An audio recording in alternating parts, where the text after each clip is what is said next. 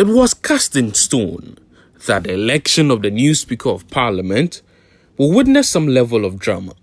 The events after the December 7 election did give a clue, as the two major parties with equal number of seats claimed to have attained majority. But the activities from midnight of January 7, which dragged an election between two candidates for more than 8 hours, shocked many Ghanaians. Even before the first meeting of the House could begin, words were out there that the two parties had calmed their members in order to whip them in line to vote for their preferred candidates. This was somehow confirmed when members of the two parties began arriving in hired buses. The NDC MPs arrived in a unified manner and quickly took their seats to the right side of the Speaker's position to convince themselves and Ghanaians that they won majority of seats in Parliament. This was the beginning of the unending drama that was witnessed throughout the process of electing the Speaker. The members of the NDC caucus are actually seated at the right-hand side of the Speaker and indicating that they have formed the majority in the House. If you look clearly also near the dais, near the box of the House, which usually houses and keeps the mace of Parliament, you can see that the Honourable Haruna Idrisu, who is the leader of the NDC caucus in the House, is caught up in a conversation with other senior members of the MPP caucus.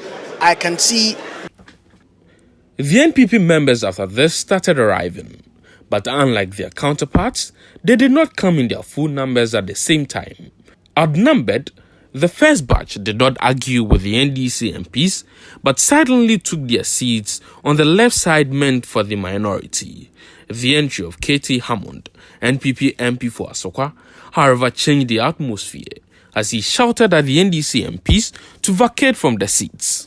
KT Hammond, who was rumored to be out of the jurisdiction, has come in and is actually, shouting out instructions to the minority to move. He's a known rabble-rouser in the House. Is he the senior-most MP in the Parliament now? Very, very, very interesting. Telling them that they should move. They should move. So he's pushing out instructions now.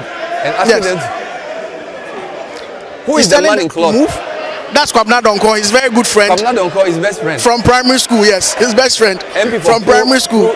MP for Swami and Majority Leader Oseche Mensah Bonsu and other NPP MPs attempted talking to the NDC MPs to vacate their seats, but all these proved futile.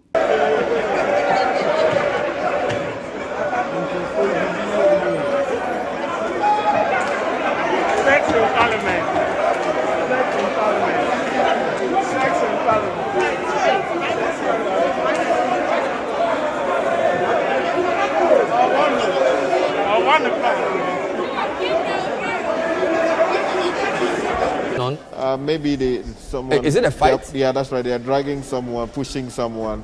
Wow. A lady is being.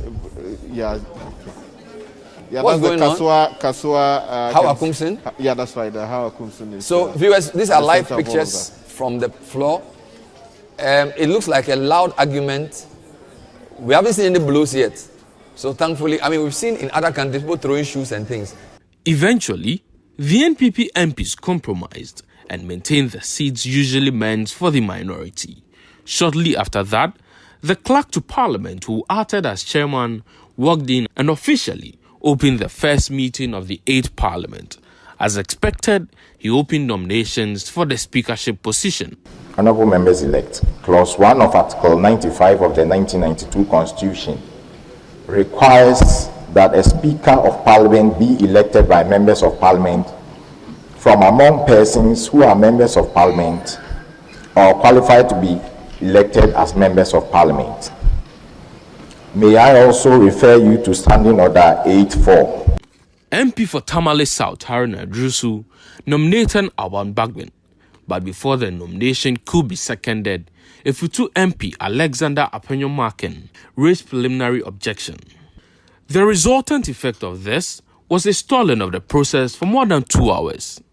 The frustrations could be seen on the face of the clerk, who simply wanted to carry out his duties. The clerk later confirmed that an injunction notice had been served on him in respect to the Asen North MP-elect. Order was restored and proceedings continued. In the end, the two sides nominated Professor Maikwe and Alban Bagbin. The stage was set for voting through secret balloting. Shortly after voting began, the process was disrupted again, as some NDC MPs accused the NPP of breaching the secrecy of ballot rule, a situation that resulted in the destruction of election materials. The MP wanted to show the vote to the MPP whip, and so Muntaka had to go in to prevent him from doing so. So that's what I just saw.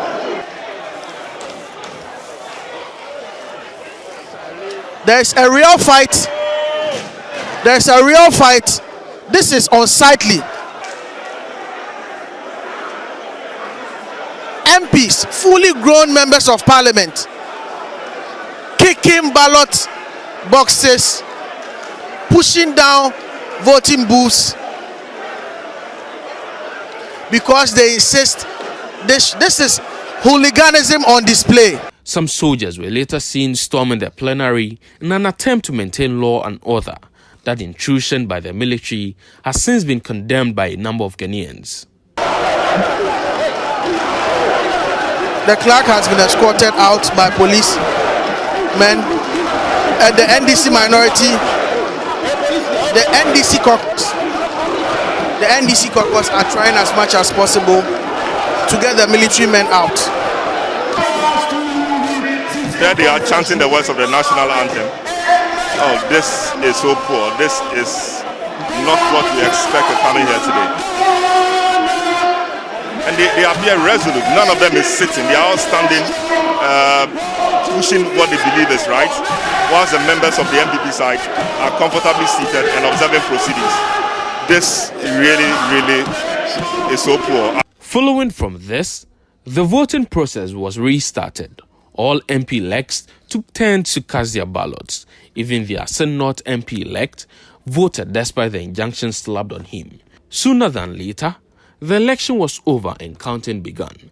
The ballot box to be counted first was that of Professor Maikwe, followed by that of Alban Bagbin. In the process, the MP for Tema West snatched some ballot papers, which also stalled the process.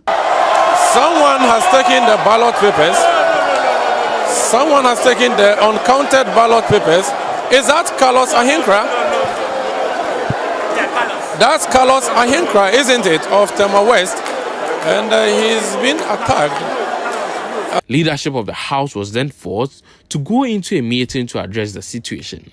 They returned with a resolution, and the clerk declared Alban Bagbin as the new Speaker of the 8th Parliament. An unfortunate incident happened in the process leading to the declaration of the results of the election of the Speaker, out of which leadership held some consultations. Accordingly, I have the honor to declare Honorable Alban Kingsford Sumana Bagbin as Speaker-elect. His swearing-in took place, and he in turn swore in the MPs-elect. That I will bear true faith and allegiance to the Republic of Ghana, to the Republic of Ghana, as by law established, as by law established. That I will uphold the sovereignty and integrity of Ghana, the sovereignty and integrity of Ghana, and that I will preserve, protect, and defend the Constitution of the Republic of Ghana. The Constitution of the Republic of Ghana. So help me God. So help me God.